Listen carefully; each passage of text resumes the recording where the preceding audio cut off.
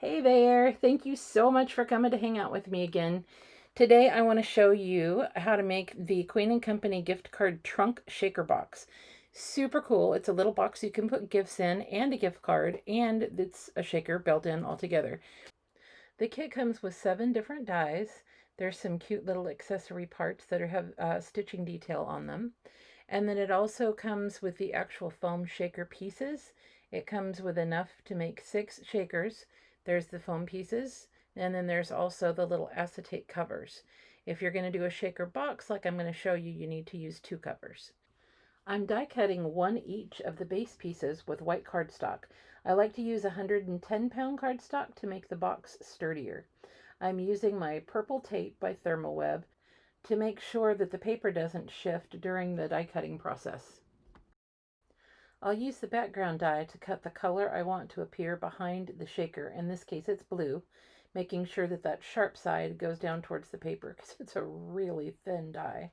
I'm also going to cut 2 of those little corner pieces to go on the front of our little box.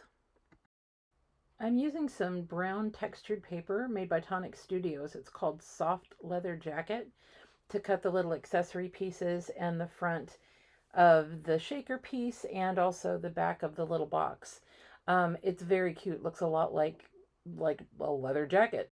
So I thought it would be the perfect look for a suitcase. With all my die pieces all cut and ready to go, I'll separate them out and get started. I'm using the oblong white piece first. I'm going to fold it where the little fold lines are and then glue the blue shaker background piece on the end that doesn't have the handle on it. And I want to make sure and get that really well aligned because it'll come back to bite me otherwise if I don't. So I'm going to take out 2 acetate pieces. I'll have 1 for each side of the shaker. I'm using Queen & Company's sheer glue. It's a glue they sell that dries tacky, so it works great whenever you want to use any kind of acetate in your projects. On top of the acetate, notice that I'm only going to put the sheer glue up part way on each one of the sides and on the bottom. That's to ensure that we'll be able to get our gift card to slide in and out later. I'm gluing that to the piece that has the blue piece of paper on it so that that's going to be our backing when we do put a gift card in our box. Now it's time to build our shaker, so I'm going to take this little foam piece, remove the backing on the outside, put everything on where we just were gluing before, and then take the inside middle part out. Leaving that middle part in there right at first just ensures that I'm going to have a nice shape. I use an anti-static powder tool to brush the inside edges of the shaker piece to keep the shaker bits from sticking to it. It's time for the shaker toppings now, so I'm going to use brown, blue, and clear diamonds from Queen & Company, along with brown pearlies and blue stars, also from Queen & Company. I want to use quite a bit, but not so much that you can't see what's behind the little bits when it's all put together. I'm leveling my pieces, and then I'm going to remove the other piece of paper and stick down my piece of acetate, starting at the corner and making sure I'm going across slowly so that I get a nice smooth piece on top. The shaker foam pieces are nice because they already have an adhesive on both sides of them. I'm gluing my brown outside edge piece to the front of the acetate to cover the foam piece and give it a nice finished look. I want to be really careful again to make sure that everything lines up when I'm all done with it. So now those 2 little triangular pieces that I cut earlier out of the blue cardstock, those are the little corner pieces, and I'm going to just put those right down on the very bottom part, or what will be the bottom part of our suitcase.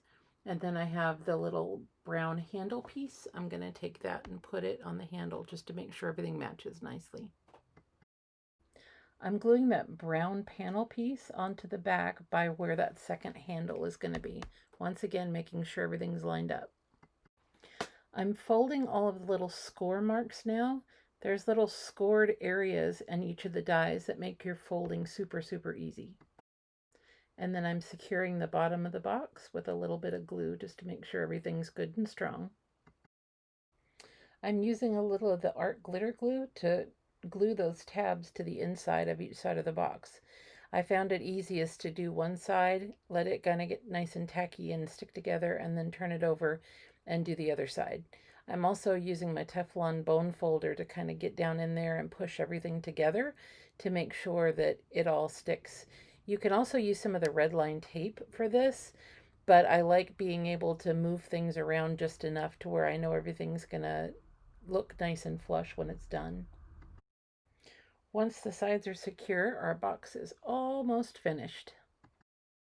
That small oblong piece that I cut out in brown, it acts as a buckle for the suitcase. So I'm gluing the straight side to the back of the box. And then I'm going to use some round adhesive Velcro dots that I got from Amazon a while back, put those together, and then cut one of them into fourths. And I'll use one of those little pieces to stick it to the front of the box and the back of the buckle so that it can hold itself closed.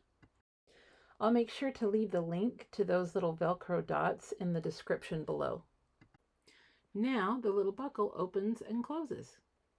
All I have left to do is put a gift card that's color coordinated in the slot that we left that's right in front of the blue panel, and my box is done. Hey, thanks so much for joining me today. If you got some value out of this video, hit the subscribe button and tap the bell so you won't miss any new videos. Stay safe and have a wonderful day. Bye-bye.